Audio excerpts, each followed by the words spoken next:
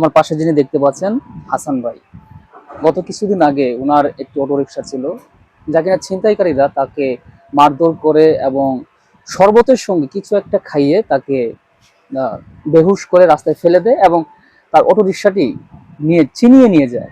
আমরা সেই সম্বন্ধে তার কাছ থেকে কিছু জানবো। হাসান ভাই, আপনি যদি বিস্তারিত বলতেন। আমার বিস্তারিত হলো, লোকটা কাশি থেকে ওঠে আমার রিক্সাতে। ওঠার পরে বলে যে আমি 11 নম্বর যাব। পরে নিলাম, আমি ওঠেন, বলে কত, আমি 30 টাকা দেবেন। পরে উঠলো, ওঠার পরে 11 নম্বর গেল। 11 নম্বর যাওয়ার পরে এখন আমাকে এক জায়গায় দাঁড় করাইলো। দাঁড় করানোর পরে বলতেছে যে আপনি কি 2 নম্বর যাবেন? আমি বলছি হ্যাঁ যাবো। 2 নম্বর কোনখানে নামবেন? কয় লাভ রোডের এখানে। আমি বলছি আচ্ছা যাবো। কত? আমি 70 টাকা দিবেন। কয় আচ্ছা দাঁড়ান, তাহলে আমার 2টা রুগী আছে, 2টা মহিলা আছে রুগীকে নিয়ে যাবেন, আস্তে আস্তে ধীরে নিয়ে যাবেন। আমি বলছি আচ্ছা সমস্যা নেই। আচ্ছা, এখন মানে লেট হইতেছে, কিছুক্ষণ লেট হইতেছে। লেট হওয়ার পরে পরে উনি আবার আইসা বলতেছে যে ভাই একটু ওয়েট করেন, টাকা একটু লাগলে বাড়ায় দিব। এর ভিতরে আমাকে 100 টাকা দিছে। এর ভিতরে 100 টাকা দিছে আমাকে, যে 100 টাকা আপনি রাখেন, আর যখন আপনি মহিলাদের নিয়ে যাবেন, নিয়ে গেলে তখন আপনি আরো বাড়ায় দিবেন, মহিলারা কিছু টাকা বাড়ায় দিবে। এখান থেকে আপনার ভাড়া ছিল কত? এখান থেকে 30 টাকা ভাড়া দিচ্ছে, কিন্তু ওইখান থেকে আবার 100 টাকা বাইর করে দিচ্ছে, অগ্রিম দিয়ে রাখছে। অগ্রিম দিচ্ছে 100 টাকা। দেওয়ার পরে পরে আবার বলছে মহিলারা যখন যাবে রুগী, তখন আপনাকে কিছু বাড়ায় দিবে। যে বসায় রাখছে এই কারণে, মানে টাইমের কারণে, এই কারণে বলছে এই কথাটা। পরে এর ভিতরে একটা প্রাইভেট আসছে। প্রাইভেট আইসা আমার পিছনে আইসা একটু ব্রেক করছে। ব্রেক করে আমাকে নাইমায় আসছে। নাইমায় এসে বলতেছে ভাই আপনার অটোটা একটু সামনে নেন, আমি প্রাইভেটটা একটু রাখি আপনার পিছনে। আমি বললাম আচ্ছা। সামনে নিলাম, আমার অটোটা সামনে নিলাম।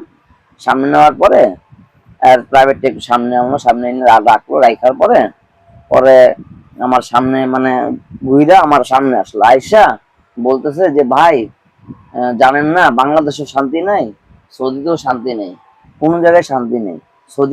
সৌদিতে ছিলাম, সৌদিতে থাইকা মনে করেন যে আমার বহু টাকা লস হয়ে গেছে। বাঙালি ব্যবসা করছিলাম এক বন্ধুর সাথে, বাঙালি ব্যবসা কইরা অনেক টাকা লস খেয়ে গেছি। এখন বাংলাদেশে আইসা এখন এই যে মানে প্রাইভেট কিনে আমি চালাইতেছি এখন। ঠিক আছে, আপনি অটো চালাইতেছেন, আপনি একটা প্রাইভেট চালান, ঠিক আছে, লাইসেন্স বানায়। আমি বলছি যে না, আমি তো লাইসেন্স বানাবো, কিন্তু আমার টাকা পয়সা নাই দেখা আমি লাইসেন্স বানাইতে পারতেছি না। লাইসেন্স বানাবো, প্রাইভেটে চাকরি করবো। আমি বাসে ডিউটি করছি কোনো এক সময়, এখন অটো চালাইতেছি বর্তমানে। এই কথায় পরে হঠাৎ করে একটা শরবতওয়ালা আসে। শরবতওয়ালা আইসা বলতেছে কি শরবত খাবেন? শরবত। এখন ড্রাইভার আবার বলতেছে যে শরবত কত করে গ্লাস? কয় 20 টাকা গ্লাস। কয় না 10 টাকা গ্লাস, সব জায়গায় বেছে। এখন কয় দেন তাহলে 2 গ্লাস দেন। আমি তো কিছু কই নাই, দেখ 2 গ্লাস লইছে। একজন বলছে মানে বেচতে আইছে, বিক্রি করতেছে, এটা তো আমাকে অন্যরকম ভাবে খাওয়াইতে আসে না, যাক বিক্রি করতে আসছে। তখন আমি ওটা চিন্তা করি না যে আমার সাথে এরকম ঘটনা ঘটবে।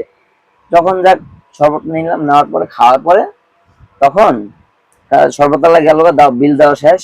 সর্বতলা গেছে, যাওয়ার পরে আমাকে ওই প্রাইভেট ওয়ালা বলতেছে যে আপনি একটা কাজ করেন, চাবিটা নিয়ে আসেন, আপনার গাড়ির চাবি নিয়ে আমার গাড়িতে আসেন, আপনাকে মানে কিছু জিনিস শিখিয়ে দেই, আপনি যখন প্রাইভেটে চাকরি করবেন তখন ভালো হবে আপনার জন্য।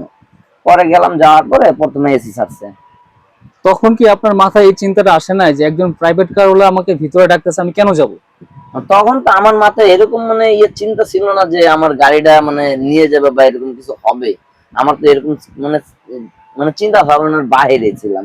যাক, তারপরে গাড়ি তো আমার সামনে, প্রাইভেট তো আমার পিছনে। আমি চিন্তা করবো কিসের জন্য? আমার যদি গাড়ি পিছনে থাকতো প্রাইভেট, তাহলে আমি চিন্তা করতাম একটা, কিন্তু আমার গাড়ি হলো সামনে, আমি তো দেখতেছি গাড়ি।